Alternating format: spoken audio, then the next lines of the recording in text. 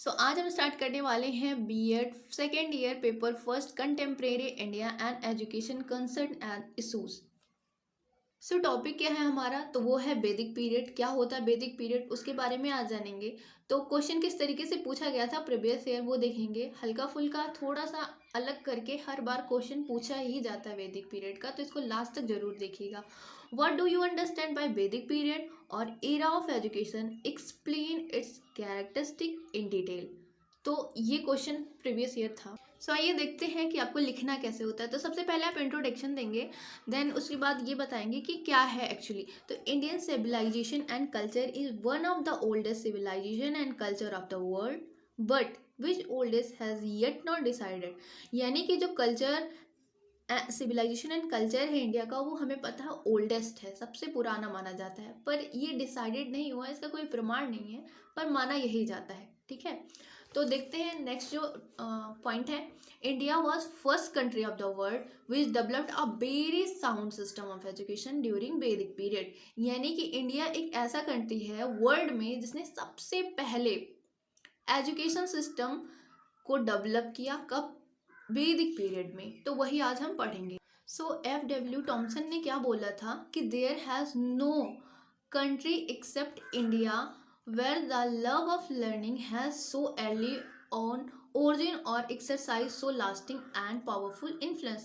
उनका ये मानना था कि इंडिया से पहले कोई ऐसी कंट्री नहीं थी जिसके पास the love of learning so early, यानी सबसे पहले लव ऑफ लर्निंग आया था। ठीक है, द ओरिजिन यहीं से हुई मानी जाती है, वैदिक पीरियड से ही लर्निंग का जो सिस्टम है वो माना जाता है।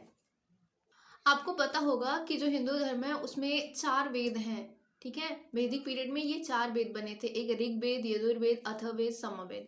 तो ये चारों वेद उसी टाइम के हैं। इससे ये प्रूव होता है कि सबसे ओल्डेस्ट जो है वो ऋग्वेद है, बहुत साल पहले लिखा गया था।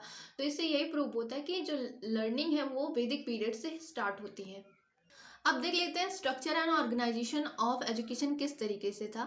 तो देखो, ये 2 तरीके से था, जैसे एक प्राइमरी था एंड एक सेकेंडरी था। यानी एक प्राइमरी लेवल पे था, एक हायर लेवल पे था।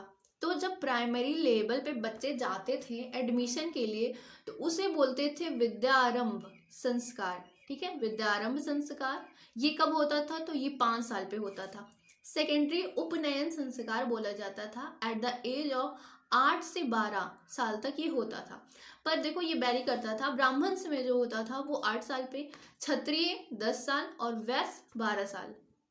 अब देखते हैं मीनिंग ऑफ एजुकेशन। तो 2 था इसमें, नैरो था, एक एक्सटेंसिव था या वाइडर था।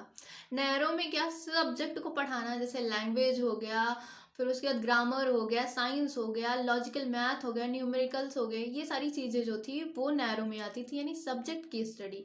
पर जब हम सेल्फ एस्टिमेशन करते थे अपने आप के बारे में, स्पिरिचुअल, योगा, ये सारी चीज़ें जब हम पढ़ते थे तो वो एक्सटेंसिव में आती थी। ठीक है, अब देखते हैं एम क्या था। Aim and ideals of education क्या क्या थे। तो सबसे पहले जो था वो हेल्थ, यानी आपका जो फिजिकल हेल्थ है वो सबसे अच्छा होना, क्योंकि पता है आपको कि हेल्दी बॉडी में ही हेल्दी माइंड का निवास होता है। ठीक है, तो इसलिए preservation and enhancement of health के ऊपर काफ़ी कंसर्न था।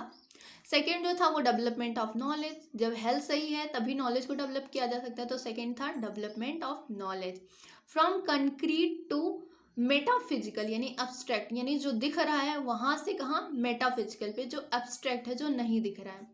Education in language, agriculture, art, skill, social activities, ये सारी चीजें उस टाइम पे पढ़ाई जाती थी या डेवलप की जाती थी बच्चों के अंदर। उसके बाद जो थर्ड था वो सुप्रीम था, क्योंकि इसमें सोसाइटी और नेशनल ड्यूटीज़ के बारे में बताया गया था कि क्या कर्तव्य होता है एक स्टूडेंट का, एक नागरिक का, अपने राज्य के प्रति, अपने समाज के प्रति, अपनी सोसाइटी के प्रति। तो ये था, इसमें 3 एम, एक फिजिकल था, दूसरा नॉलेज था और तीसरा सोशल और नेशनल ड्यूटी। देखते कैरिकुलम में क्या था। कैरिकुलम 2 था, जैसे एक क्या था प्राइमरी लेवल पे और एक सेकेंडरी या हायर लेवल पे। तो प्राइमरी लेवल पे सब्जेक्ट क्या क्या थे, तो देखो लैंग्वेज था, ग्रामर था, उसके बाद सोशल बिहेवियर सिखाया जाता था, रिलीजियस एक्टिविटीज़ कराई जाती थी, सिंपल कैलकुलेशन, मोरल स्टोरीज के थ्रू उन्हें मोरल वैल्यूज सिखाई जाती थी। हायर में क्या था, तो इतनी सारी चीज़ें सीखने के बाद बच्चे हायर में जाते थे। तो उसमें संस्कृत का जो ग्रामर था वो काफ़ी ब्रॉड हो जाता था। रिलीजियस और इथिकल जो नॉलेज था वो कंपलसरी था हायर एजुकेशन में। गुरुकुल्स में रहते थे बच्चे और उसी के तरीके से वो जीते थे या उन्हें वहीं पे लाइफ एजुकेशन मिलता था। आपने देखा होगा रामायण में, महाभारत में कैसे बच्चे जाते थे, अर्जुन वो सब कैसे गए थे, तो सबको गुरुकुल में जाना होता था। नेक्स्ट जो है वो है on the basis of nature. तो परा अपरा, परा क्या होता है, जो मेटेरियलिस्टिक जो दिखता है उसे बोलते हैं परा, और जो स्पिरिचुअल, माफ करिएगा, अपरा बोलते हैं, और जो स्पिरिचुअल होता है उसे परा बोलते हैं। जैसे प्रब्रह्मा का नाम आपने सुना होगा। अब देखते हैं एजुकेशन मेथड जो था वो imitation, repetition, rote method, explanation and illustration method, ये सब तरीके से पढ़ाया जाता था। Statement, demonstration, practical method, question answer method, discussion method and all. कुछ और है जैसे श्रवण, श्रवण का मतलब सुनना, मनन मतलब उसे ध्यान में रखना, और निध्यासन का मतलब उसे रिफ्लेक्ट करना। फिर उसके बाद लॉजिकल मैथ, आपको पता होगा वैदिक मैथ कितना इंपॉर्टेंट है। आज के ज़माने में भी हम वैदिक मैथ का यूज़ कर रहे हैं। लॉजिकल मेथड उस समय बहुत ज़्यादा डेवलप था। उसके बाद है स्टोरी टेलिंग मेथड, बच्चों को स्टोरी के थ्रू पढ़ाया जाता था। डिसिप्लिन में क्या था, फिजिकल, मेंटल, स्पिरिचुअल, तीनों तरीके से। फिजिकल जैसे डांस, म्यूजिक, योगा, ये सब। मेंटल में क्या था, सेंस ऑर्गन का डेवलप कराना, जैसे truth, observation, non violence, yoga, ये सब था। स्पिरिचुअल में क्या था, सोल का प्यूरिफिकेशन बाय मंत्राज, मंत्राज के थ्रू सोल का प्यूरिफिकेशन कराते थे।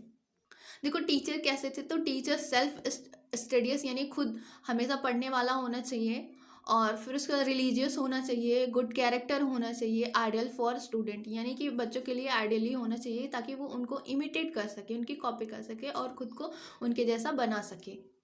स्टूडेंट की क्या क्या क्वालिटीज़ होनी चाहिए, तो स्टूडेंट ब्रह्मचारी होना चाहिए, सिंपल खाना खाए, प्योर खाना खाए, और फिर बियर, सिंपल क्लोथ है, कपड़े जो हैं वो बहुत नॉर्मल होते थे। देखा होगा आपने कैसे वो लोग कपड़े पहनते थे, और डिसिप्लिन्ड होते थे। अब कुछ इसकी मेरिट्स भी हैं और कुछ डीमेरिट भी हैं। अब मेरिट एंड डीमेरिट देख लेते हैं। तो फ्री एजुकेशन तो दिया जाता था, ये बहुत अच्छी बात थी, वहाँ पे कोई चार्ज नहीं लिया जाता था। लास्ट में कुछ लोग गुरु दक्षिणा देते थे, जो बड़े बड़े लोग रहते थे, राजाओं के बच्चे, वो उन सबसे लिया जाता था। वाइडर एजुकेशन एम, मतलब जो एम था वो काफ़ी वाइड था, जैसे सेल्फ एस्टिमेशन की बात की गई थी, स्पिरिचुअलिटी, ये सारी चीज़ें थी। स्पेशलाइजेशन, एक सब्जेक्ट में मास्टरी दिलाई जाती थी। Discipline life of student. फिर उसके बाद proper environment and living system. अब ये सारी चीज़ें तो इसकी मेरिट थे। डीमेरिट्स क्या थी, education not responding of state, मतलब जो रिस्पॉन्सिबिलिटी थी वो स्टेट पे नहीं थी, गुरुकुल खुद गुरुओं के द्वारा चलाया जाता था, तो इसलिए फाइनेंशियली प्रॉब्लम होती थी। Uncertain source of income, source of income uncertain था। Lack of uniformity in curriculum, जैसे अलग, जैसे ब्राह्मण्स का अलग कैरिकुलम था, क्षत्रियास का अलग था, इस तरीके से कैटेगरी अलग अलग थी। एम्फेसिस ऑन क्रीमिंग, क्रीमिंग इसमें ज़्यादा की जाती थी। Excess importance of religious rote learning, यानी रिलीजियस को ज़्यादा इंपॉर्टेंट था, और एक और था कि इसमें ज़्यादा रोड लर्निंग कराई जाती थी। और लास्ट में लाइक, शेयर एंड सब्सक्राइब करना बिल्कुल ना भूलें।